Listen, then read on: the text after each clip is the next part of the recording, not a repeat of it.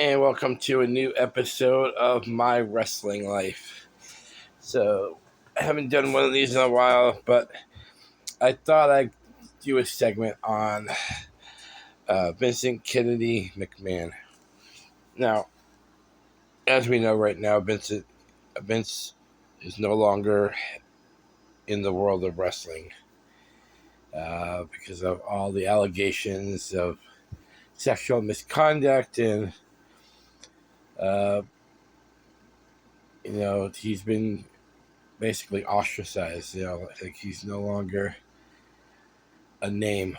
But the name McMahon goes back further than Vincent. His father, Vince Sr., uh, owned what was called WWWF back then. And, when he was starting to get older, he passed the reins on to his son, Vincent Kennedy McMahon, as we know him, Mr. McMahon. But the name Mr. McMahon was a blessing, but it was also the downfall of a man that I grew up watching. When I was a young wrestling fan in the early '80s, there was Saturday morning wrestling. There was no Monday Night Raws yet. There was no SmackDowns. Hell, there wasn't even a pay-per-view yet. I'm talking before pre-WrestleMania. There used to be Saturday morning shows, and there'd be Lord Alfred Hayes as the announcer, or sometimes you would hear Bruno Sammartino on commentary, but once in a while you'd have Vince McMahon would be an announcer. This is before anybody knew who, like people obviously who grew up in the 70s and 80s knew the name Vincent McMahon, but back then they kind of shadowed you from like knowing like how powerful people were. And Vince in the beginning was a man that would do anything for his brand to humble himself and go on TV, be an announcer. He would do interviews, and he went all out to try to get the name WWF back then. So I think I said WWE before, but it's WWF. And then anyways, I'm rambling now. So when he finally got up enough muster to come up with the pay-per-view idea of WrestleMania, it was a make or break idea. If it didn't take off, it could have been the end of the company. He did everything he could, put every dime into promoting, and without that dedication, we wouldn't have WrestleMania now 40 years later. We just did WrestleMania 40. We wouldn't have Royal Rumbles. We wouldn't have SummerSlams. We wouldn't have King of the Ring. We wouldn't have any of this without the hard work of Vincent McMahon. Now, you're probably saying, why, Rob? Why do you keep praising him? I'm not. I'm praising him at the time. The best thing that could have happened to him was that someone would compete against him. And when NWA joined forces with WCW and WCW started getting a following, that was great. Vince needed competition. Because he was getting complacent at that time. We having hockey players wrestling, not real hockey players. We had guys like the Goon. We had Doink the Clown. We had Duke the Dumpster Jersey. And I'm not dissing on these guys, but they were comic book characters. And what at the time was a serious thing. Like wrestling was, this is before storylines and this is what we're talking about, the basic pureness of wrestling. Back into the Bruno Sammartino days, and so Vince took it to where it was became a comedy act, and WCW came along and challenged Vince. And now, when I say it's the best thing that could have happened to him, at the time it was, because it got his creative juices flowing again, and he was a competitive man. Then the best thing and the worst thing happened to him. He needed an edge. He needed something to get people to keep viewing his program. So what better way of putting the belt on a guy who was against the system, a guy who pulled no punches, a guy who fought against authority. And he created Stone Cold Steve Austin. While the character was great and the idea was great, and this is not against Steve. Steve did his part well. This is against Vince McMahon. Because the worst thing that could have happened to him was to get so involved that he started believing his own hype.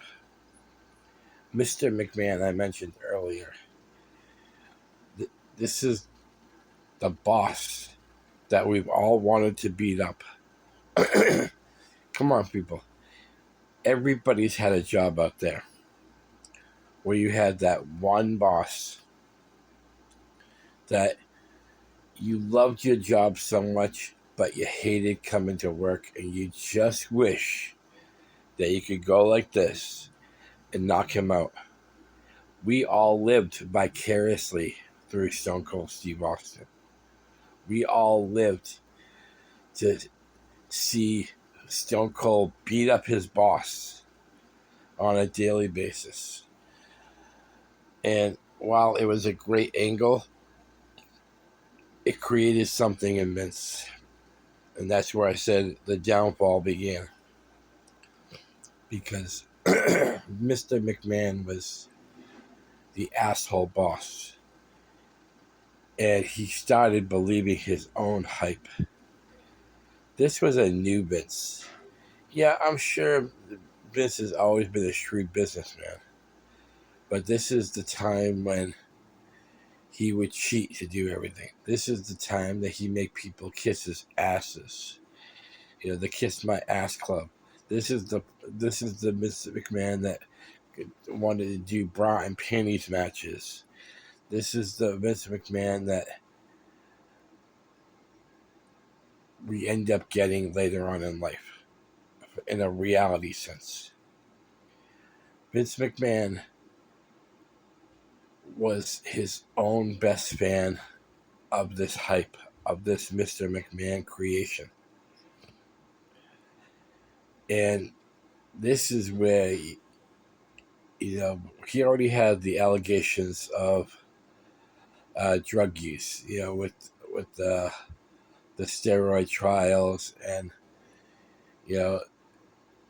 while he's not fully responsible for that, he was, but there was guys that was doing it way before they even came along to the WWF. I keep wanting to say WWE. He just didn't have a control on it. And now that he's lost in his own world of Mr. McMahon, he was the one, everything he did after that was on Vince. He was no longer in touch with reality. There was no more Vince McMahon. There was Mr. McMahon. And he became his own worst enemy. Fast forward years later, when all the allegations came up, Vince took himself out of the scene. I think he did one more appearance, and you could feel that times were changing. You know, Triple H took over the helm. Triple H has done great at the helm. And Vince has gone by the wayside now. And it's too bad, because he was a very bright businessman, a very intellectual businessman. Hell, we wouldn't have any of this if it wasn't Vince McMahon. And I hear people always like, well, you got to give credit to the wrestlers too. But who brought in those wrestlers? You know, Hulk Hogan was basically fired from WWF by Vince Sr. because Vince Sr. didn't want Hogan doing Rocky 3. Who brought him back? Vince Jr. did. Hulkamania was born off of Vince McMahon's faith. Austin 316 was created off of Vince's faith in the character. Rocky Maivia became The Rock.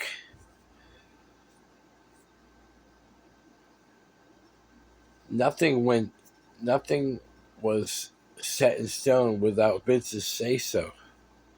The Undertaker. I heard stories that originally the idea came from Vampiro.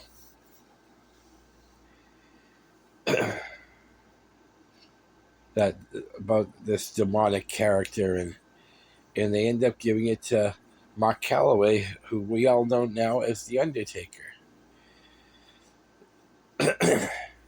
These were all decisions that were cleared by Vince.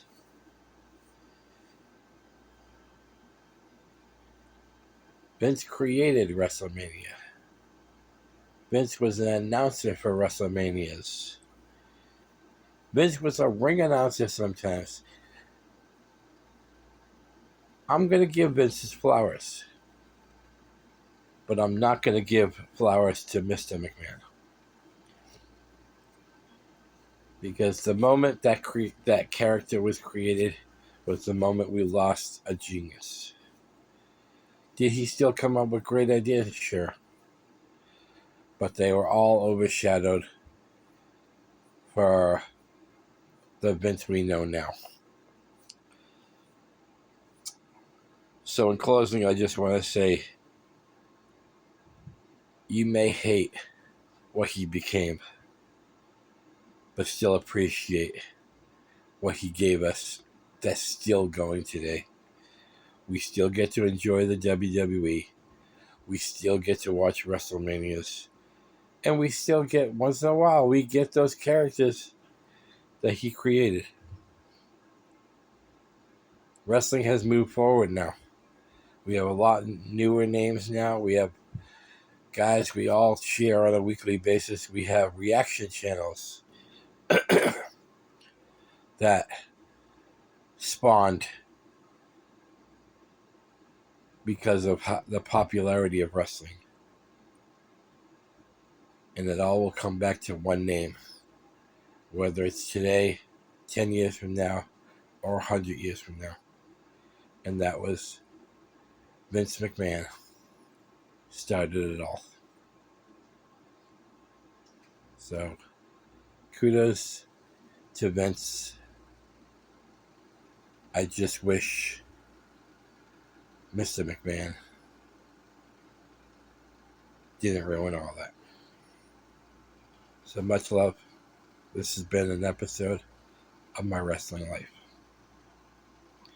Comment down below what you think. Give me your opinion.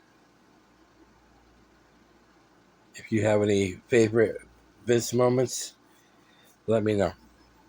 If you have any moments that you think ruined Vince McMahon, let me know below. So, much love.